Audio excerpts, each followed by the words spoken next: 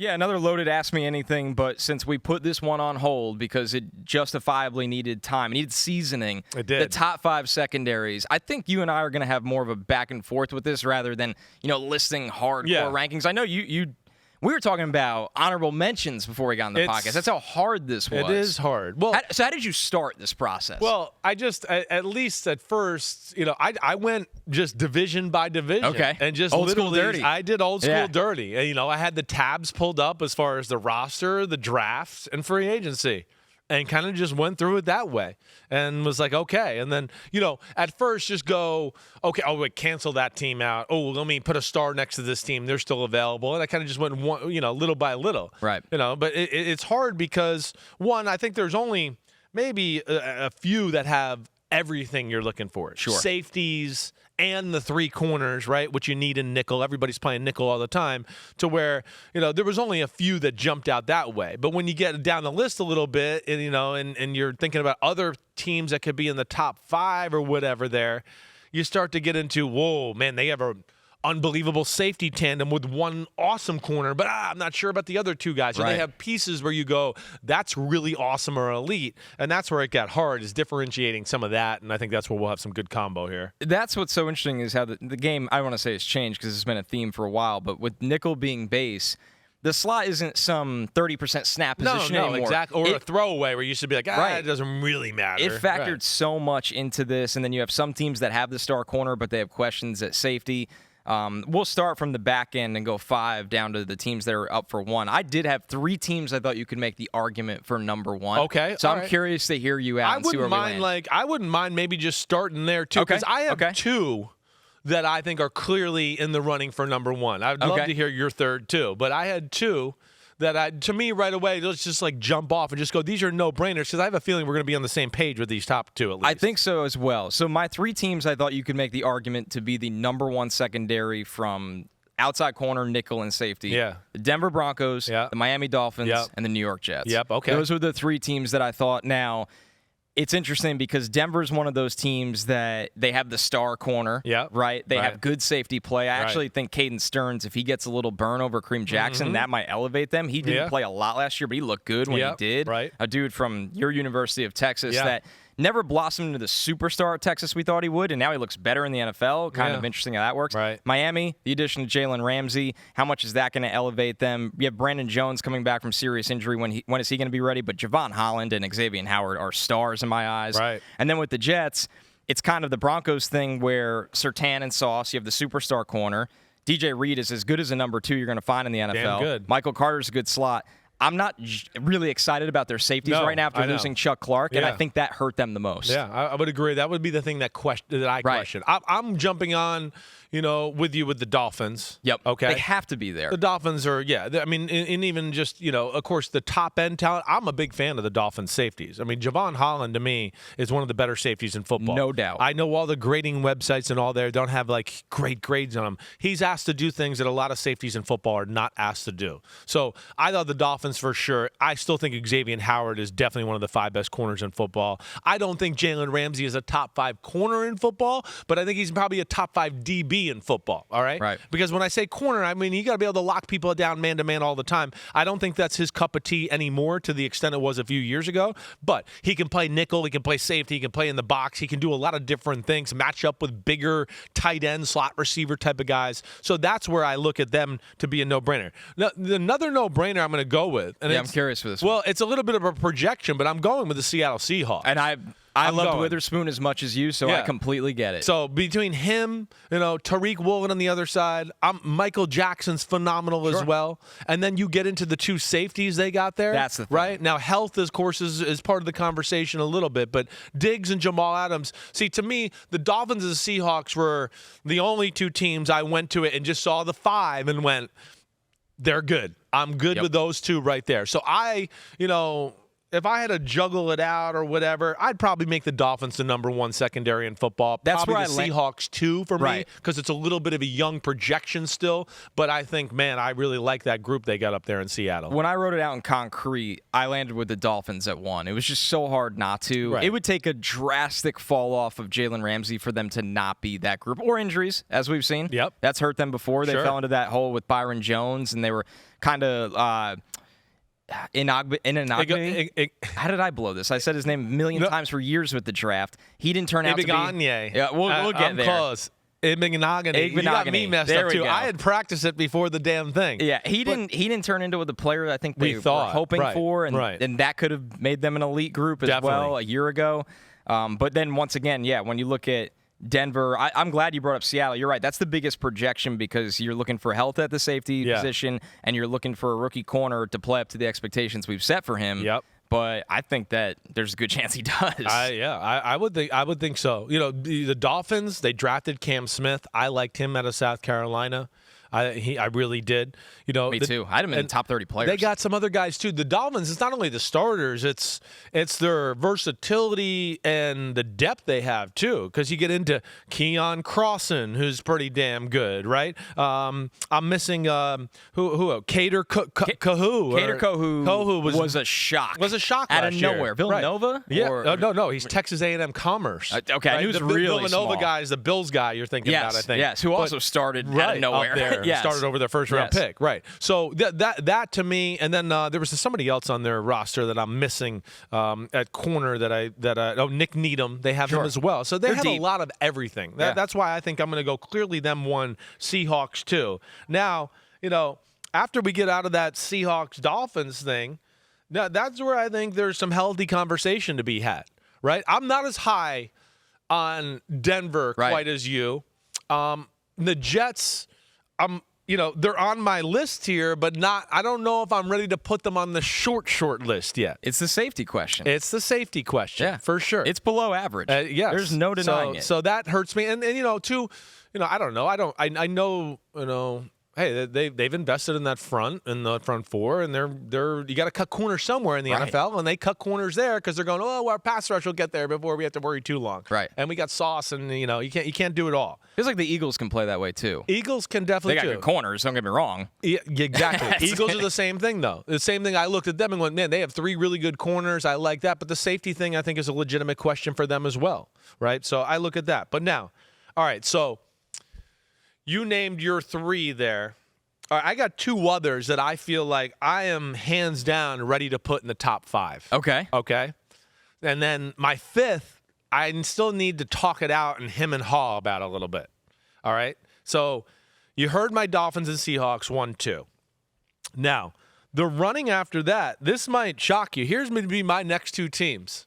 The Chiefs and the Bengals. I had Chiefs at 5. Okay. The Chiefs. And it shocked me. I went through this exercise and I was like, holy shit. They are so much – because we look at Mahomes, Kelsey, and Chris Jones that you forget how good the secondary was last year. Exactly. I'm with you all the way. Right. I mean, Reed is a good safety. Yep. And then you add in Brian Cook, who's going to be the other starting safety this year, who played last year, and he's good. There's a reason they let Juan Thornhill go because they went, wait, we drafted his replacement. He's playing this year. McDuffie's good at corner. I love him. Right. I think he was phenomenal when he played Williams last year. and Watson, I think, are really damn good. And, of course, have size and length. And then, of course, you're talking to L'Jarius Sneed as well. And I just go, they have more than the 5. They have everything, let alone versatility to match up. So, like the Chiefs, again, this is where they're going nowhere, and we were in amazement. And I know we talked about this last year. They won the Super Bowl, and they were one of the younger teams in football. And they've retooled and scouted and built the right way. So the Chiefs are one of the next teams for me. And then they're rivals are one of the other ones. I'm going to go off the board here maybe. This one, the Bengals. Okay. I'm going to go with the Bengals. I know, as one of my top 5. They are in my top 5. I know, and there's some moving parts here. There's no more Von Bell, and we're missing, our guy, that Jesse Bates, right? But Dax Hill, to me, is going to be that type of guy. Sure. Okay. They've got Nick Scott from the Rams, who I'm a huge fan of. To me, he was one of the under-the-radar, really awesome players for that team the last 2 years. And they have some more depth at safety. But then I'm a big fan of the corners. I am. One, they drafted my man DJ Turner, right? So I love him, but I'm a big fan of Cam Taylor-Britt. I'm a big fan of Chidobe Awuzie when he is back.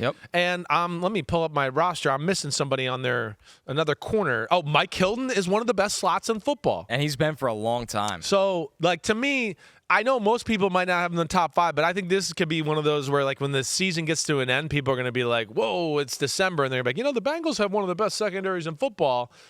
Maybe a hair of a projection with some of my young talent, but I'm going to put them in there for my sake at least. It's not crazy at all. In coverage last year, they gave up 16 touchdowns. The only teams that were better were the Jets and the Texans with 15. When you look at the advanced metrics, EPA per play, just to kind of show how dominant they were, they were number 6 in the league. And nobody would guess they were in the top 10. I don't. Besides Jesse Bates, who's not there anymore, it's no names. It's no names. That's what I mean. But people don't realize quite yet how good Cam Taylor-Britt is. Sure, that's probably the difference. I think there's that, right? Yeah, there are some people like you and me. We know what Dax Hill can be. Maybe the common fan in Philadelphia who's not following the Bengals every day. He might not know exactly what he is, but that's why we're here and we get paid to do this, to tell you that stuff, right? So yeah, that's where again I look at them and just go some depth and some high-end talent that I just don't think has jumped onto the national scene yet, but I think it will this year. I think that's a great point. One team that I had in there in the top 5 that this one you got to hope somebody doesn't fall off a cliff, but he didn't last year is the Cowboys.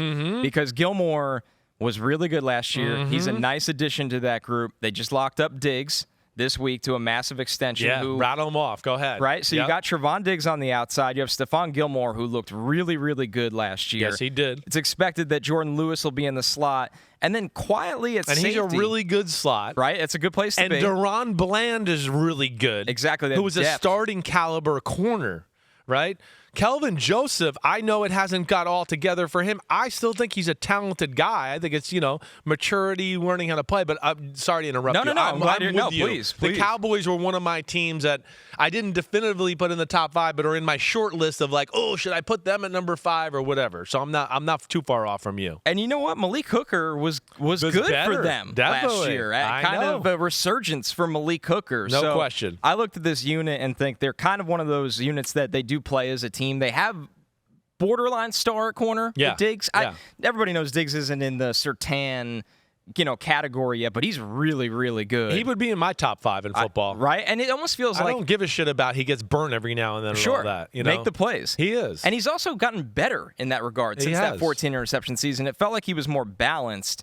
And I look at them and go, man, if they get 90% of Stephon Gilmore, it's going to be really hard to throw on that team. Agreed. The safeties are the question, like you talked about a little bit. They don't blow you away, but there's not oh, wow, it's weak. But the corners, yes. When they're healthy, that group right there, you look at it and you go, damn. And I'm with you in the Diggs thing. He's continuing to get better. And listen, I don't want him to go too crazy taking, chances and going for pick sixes and all that. But to me, he got to the point last year, and I think that's what you were kind of saying, is he found the fine line of I'll take a chance and, okay, this is stupid. Yep. Right? And, again, too, everybody's got to get off stats and all the grading sites all the time. Again, Trevon Diggs is asked to be on an island a lot. They play a lot of man in Dallas, and they do some crazy stuff up front. They put pressure on those guys. That's where I got tremendous respect for him, too. I think it's so hard to quantify coverage in numbers. I mean, because not everybody's being asked to do the same thing. People look at the 49ers in certain years and go, well, look at their coverage. It was great. Richard Sherman was a top 5 corner one year. I'm going to go, no, their pass rush was amazing. Nobody could hold the ball past 1.5 seconds. So you could have put me at a corner and I would have been maybe top 50 in football. So that's where you're right. The numbers are BS that way. You got to look at the system, the pass rush, what they're being asked to do to evaluate it. Of course, the tape. You're right, because the amount of variance in coverages league-wide just changes everything. And it goes back to your point of cutting corners. Some schemes want those high-end corners because they need them. Right. And then some schemes are saying, well, all of our money's in the front 4. Right. Maybe a rangy safety on the back end that'll make up for a corner that can't really open up his hips and turn and run. It just depends who you want to be. That's exactly right. There's good numbers in coverage, don't get me wrong, but it's the hardest position maybe to quantify in analytical, breakdowns. Yeah. Agreed with you. Yeah. And I think, just to jump off what you're saying there, the 49ers are the perfect example there. There's a reason you haven't seen, like, Shanahan sign a big-time, huge, marquee corner or anything like that in his time there. He obviously believes in the front seven, and then they're going to play a certain way in the back end to kind of protect and, not put those guys in real tough situations. That's the approach they have taken. All right, so your 5. Let me hear it one more time here. Dolphins. Right. Broncos, Jets, Cowboys, Chiefs. Okay. All right, that's your 5. I'm Dolphins, Seahawks, Chiefs, Bengals. And then, my 5th one, like, I'm down to Cowboys, the Saints, okay? We didn't even talk about them. The Saints, again, first off, Lattimore's still really damn good. Paulson Adebo is very good. He got beat a few times last year, but again, they're another team that asked their corners to play a lot of man-to-man. I'm a big fan of Alontae Taylor, and Marcus May and Matthew, not what he was, but that's still a pretty good tandem. So they were like, okay, on this other list of maybe. The Bucks, they're another team I looked at. The 2 corners are real deal Holyfield. Jamel Dean and Carlton Davis are real. Antoine Winfield's phenomenal. That helps a lot. But I think the rest of it is probably why they're not going to make my list, because I just go, I'm not sure about that. Talked about the Cowboys. Now, I guess when I sit here and talk about it, I think it's between these 3 teams. The Cowboys that you've mentioned. I think the Ravens are probably in it for me. The Ravens, did the Ravens have the best safety tandem in football? I think so. Right? If Kyle Hamilton becomes the player, in the second half of last year, he looks like he was coming. It started to look like exactly. that. There's not a lot of guys that can do what Marcus Williams does. Yeah. That's probably the differentiator. He's one of the best free safeties in football. Humphrey's a great player. Yeah. So it just matters what the Brandon Stevens, of the world, like that number 2 corner spot really does. Jalen Omar-Davis, sure. He's a guy there. They signed Rocky Sin. Right. That's an interesting fit for them. They there's somebody else I'm missing too that they signed. But yeah, they had Trayvon Mullen, right? They signed him as well. So you're right. They're trying to find the right mix there, but they were definitely, or still are, in the running here for me. All right. Then the other team that I want to bring up to you for the conversation, and the Ravens have Darryl Worley, just a Kayvon Seymour. So they got some guys there, like you said, Brandon Stevens, who I think is definitely going to be the other guy across from Marlon Humphrey. It's just who that third guy is. And then the Chargers. We've been waiting for that one to be great. I know. And I know it's a projection, but it's not a projection. I mean, we know Derwin James is obviously one of the best safeties in football. Okay, J.C. Jackson had a down year last year, but I'm not ready to go, this isn't going to work. I mean, J.C. Jackson, the 4 years before that, was one of the 3 or 4 or 5 best corners in football. So I don't think he forgot how to play. Asante Samuel is damn good. Mike Davis is damn good. So those are the 3 teams. The Cowboys, the Ravens, and the Chargers are the other 3 teams that I look at to go, I think I'll make them 5. And I don't know where exactly I want to go there. I think ultimately I'm going to take the Chargers. Okay. I think you talked yourself into it. I did. It's a tough. The Chargers, the Ravens, I think are the ones I want to go with. I think I will go with the Chargers. I know health is a big question too, with this crew here. But I think if you had to put a gun to my head, which I don't want you to do, I think I'd make them my 5th one. Let me put a bow on it with this. Yeah. Who's the team that you think consensus believes was outside the top 20 last year or is outside the top 20 that can make a drastic jump this year? Right. Where you're like, okay, maybe year 2 for that guy, or they made a free agency addition that can make that jump. Who's the secondary nobody cares about, but by the end of the year, people will have their eyes on? Yeah, well, Seattle is outside the top 20 as far as their defense total. Atlanta Falcons are another team that I would look at. Atlanta Falcons, the Falcons, the Panthers, I put them on my first list because there's potential there. Richie Grant and Jesse Bates at safety, I like that with the Atlanta Falcons. I'm an A.J. Terrell fan. When he's healthy, to me, he's one of the best island corners in football. And then, I know Okudah didn't live up to what he was supposed to be, but he's still good, and I think has a chance to still continue to ascend upwards. They got him for free. I know, they got him for free. They got Mike Hughes that they got down there, who's played a little, everywhere in the NFL a little bit. So the Falcons, the Seahawks, certainly 3 teams right off the bat that I look at jump up. And then I know the Tennessee Titans will not be 23 in defense next year. I'd be willing to say that too. There's a lot of good there. I know they didn't make this list or whatever. And then, hey, another team that I think has made drastic improvements, but not in the top, is Detroit. Detroit did a lot with their secondary. We hit on Chauncey Gardner-Johnson on Monday a little bit. Sounds got okay. Cam Sutton, right? They got some other guys there. They're going to be better, but I guess those are the ones that jump out to me to see the most improvement. All right, there it is, our secondary conversation. Not a concrete top 5 rankings, but pretty dang close. Yeah. It felt like you locked down that number 5. I got it. It's one of those where I probably will still go back later today and go, man, I should have put the Ravens in front of the Chargers or whatever. But either way, I'll live with it for right now. I feel really good about the other 4 as far as Dolphins, Seahawks, Chiefs, Bengals, Chargers, and we'll see. Your 5 is not bad either. It was all Thank you. On my We both went on the short Dolphins list. Too easily, almost. But how could you not? Yeah. So now Fangio there. Well, and like you said, confident. like with the corner, with this conversation too, it's you value the overall group together. Do you value their corners are so good? I'll take that, and I think that's kind of what you did with Dallas, where you just go, hey, I did. they do that, so I'm gonna run with that, and that's where the smart minds can differ there in this conversation. Yo, thanks for watching, homies. I appreciate it as always. The NFL season is right around the corner, so now it's your turn to hit subscribe to Chris Simms Unbuttoned. If you want to get all the training camp battles, preseason film review, playoff predictions, and much, much more, you know where to find it. It's right here, Chris Simms Unbuttoned. Please subscribe. Thanks again for watching. Peace out, homies. See you soon.